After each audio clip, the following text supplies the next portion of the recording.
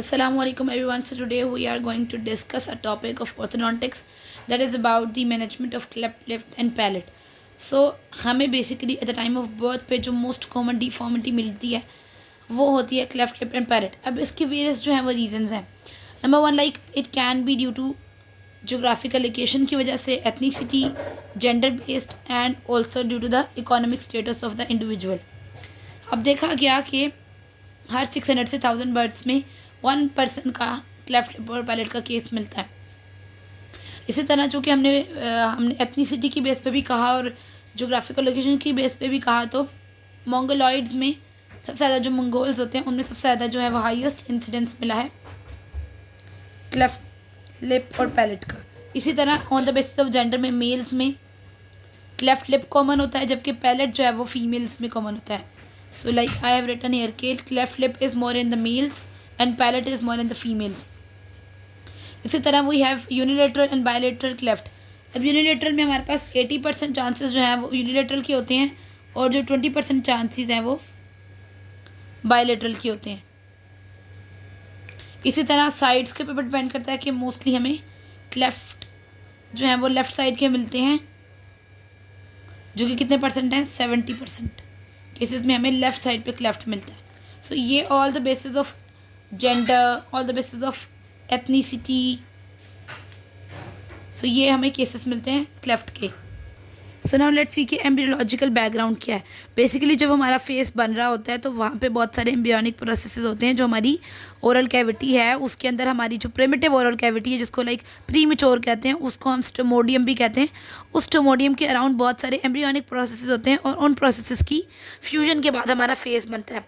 लेकिन जब 4th week आता है इंट्रायूट्राइन लाइफ का तो 5 आर्चेस बनती हैं नेक की साइड पे और उन 5 ब्रांचेस में फर्स्ट आर्च का नाम मैंडिबुलर आर्च होता है और वो मैंडिबुलर आर्च जो है वो हमें नेज़ोमैक्सिलरी कॉम्प्लेक्स बनाने में हेल्प करती है.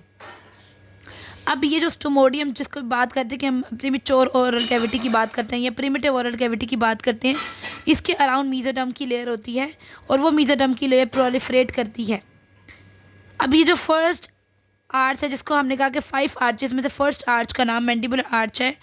इस मैंडिबुलर आर्च के डॉर्सल एंड के ऊपर से एक प्रोसेस निकलता है जिसका नाम होता है maxillary process. You can also see that maxillary process here. This maxillary process is form at the dorsal end. So जब ये बनता था तो हमारे पास नेक्स्ट प्रोसेस होता है नेजल पिट फॉर्मेशन. तो नेजल पिट्स जो हैं वो ये देखिए फर्स्ट स्टेप में मैक्सिलरी प्रोसेस बन चुका है और नेक्स्ट में ये वाली जो ये ब्लैक हैं इनको हम लोग नेज़ल पिट्स कहते हैं. ये नेज़ल पिट्स हैं. अब ये नेज़ल पिट्स जो हैं ये बन गई हैं और इसकी वजह से इसकी आगे 2 डिविजन हो जाती हैं. One is the medial nasal pit और अ प्रोसेस और 2 lateral nasal processes. Now let me show you. These are medial nasal processes and these are lateral nasal processes. और मीडियल नेज़ल प्रोसेसेस जो हैं वो like 1 medial nasal process है और 2 lateral nasal processes होते हैं.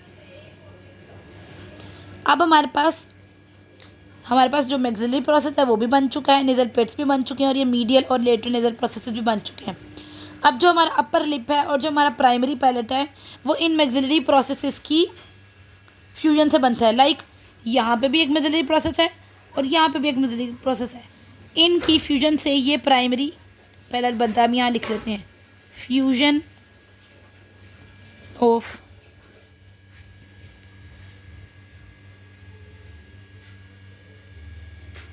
Processes forms the primary palate and also ये ऊपर वाला जो लिप है, ठीक है, यहाँ हम लिख लेते हैं और ऊपर वाला लिप जिसमें अपर लिप आ जाता है, अपर लिप बनता है. और उसके साथ हमने ऑलरेडी बता दिया था कि इस मीडियल नेज़ल प्रोसेस की वजह से और मैक्सिलरी प्रोसेस की वजह से नेज़ल पिट्स भी बन रहे होते हैं जिनमें one is medial nasal process another is lateral nasal process. अब ये अपर लिप, ये प्राइमरी पैलेट, ये दोनों आहिस्ता आहिस्ता फ्यूज़ होने लग जाते हैं और 6th वीक के ऊपर इनकी फ्यूजन जो है वो कंप्लीट हो जाती है. अब नेक्स्ट तो फिर हमारे पास क्लेफ्ट का मसला कहाँ था जब सब चीज़ें नॉर्मल हो रही थी, जब मैक्सिलरी प्रोसेस भी बन गया है, पिट्स भी बन गई हैं, फ्यूजन भी हो रही है.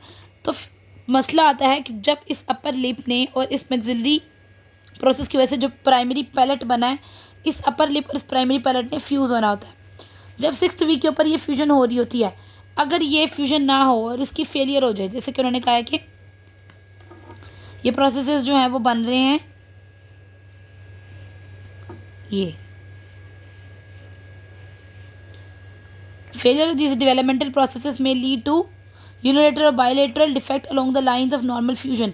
कि अगर ये प्रोसेसेस ठीक ना बने, अगर आपके पास अपर लिप ठीक ना बने, अगर आपके पास प्राइमरी पैलेट ठीक ना बने, या अगर ये दोनों ठीक बन गए लेकिन फ्यूजन सही तरह नहीं हुई, तो इसकी वजह से यहाँ पे हमें क्लेफ्ट के केसेस मिलेंगे। अब हमारे पास पैलेट है। पैलेट कैसे बनता है? Palate is form by the fusion of the maxillary process and the frontonasal process. अभी जो मैक्सिलरी प्रोसेस है, इनसे हमें क्या मिलती हैं? पैलेटल शेल्स मिलती हैं, जो कि कैसे ग्रो करती हैं? मीडियली ग्रो करती हैं।